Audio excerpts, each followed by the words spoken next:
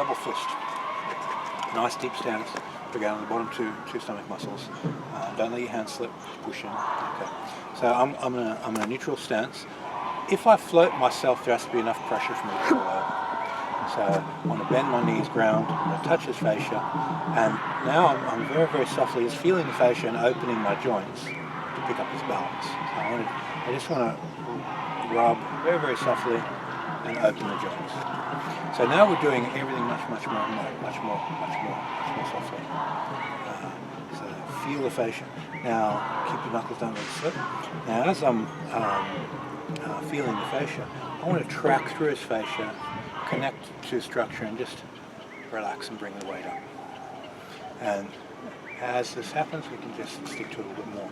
Now he pushes into me a little bit harder, works up the body, and then we go up a bit more. And then a bit more.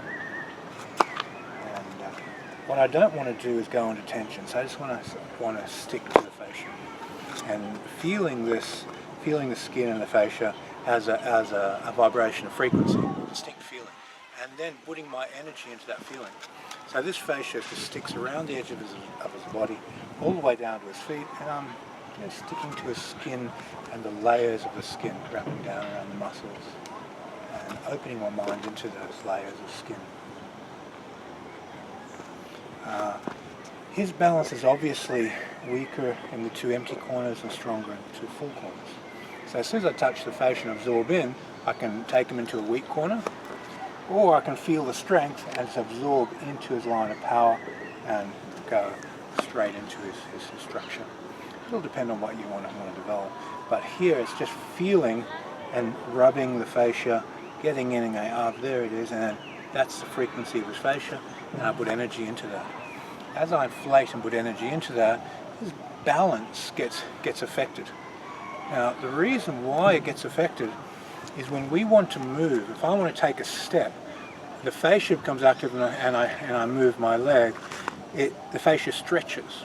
The outer edge of the fascia and the center of balance moves up towards the chest, stretches and moves out. We're connecting to the frequency, the feeling inside his body that actually makes him move. When a person wants to move, the fascia stretches. As I touch his body, I'm going into that fascia, into that stretch, and I'm putting energy into the relationship between his balance and his body and influencing that connection. And again, it's just a feeling. Everything we're doing are working with different feelings, connecting to different components within his body and influencing those components. Now we're working on the skin, the outer layers of the fascia, and that part of you that moves when you want to take a step. If I want to lift my foot up and step, my fascia stimulates, stretches, the muscles switch on, and the balance starts to move. Everything in the universe is mind. All mind is energy.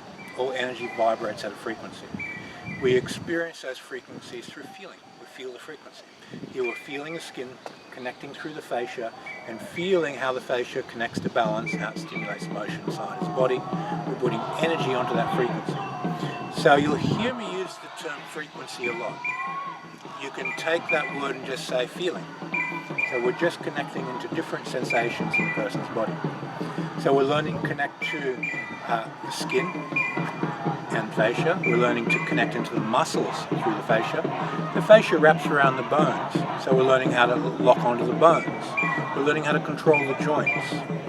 We're going into physical strength through muscle movement. We're going to elastic strength through everything that stretches in the body.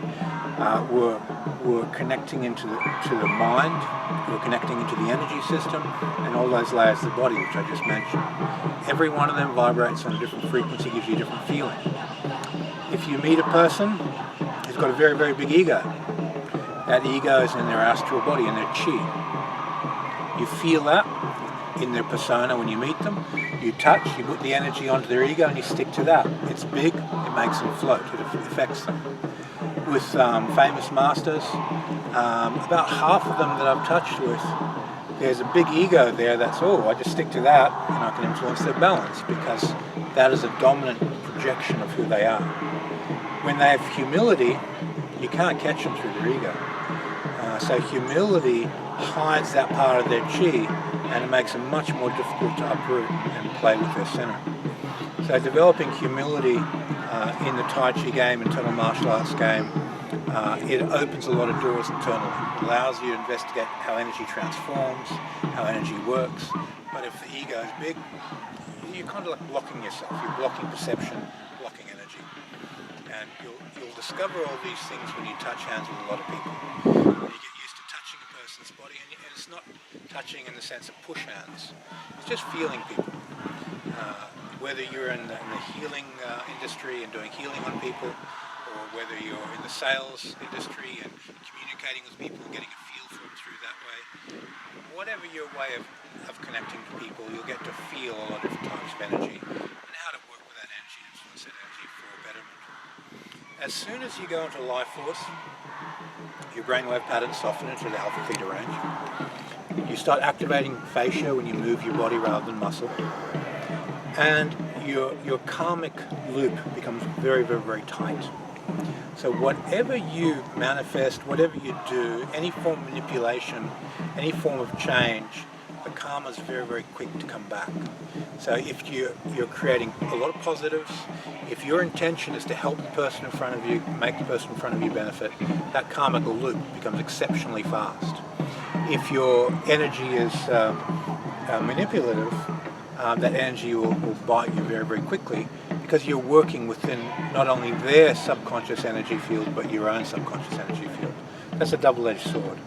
Positive intention when you're working with energy is really important, because you feel a lot of positiveness within yourself straight away. What you're putting out is what you're projecting into your own subconscious mind instantly when you're working with this stuff. So just work with positive people and stay positive.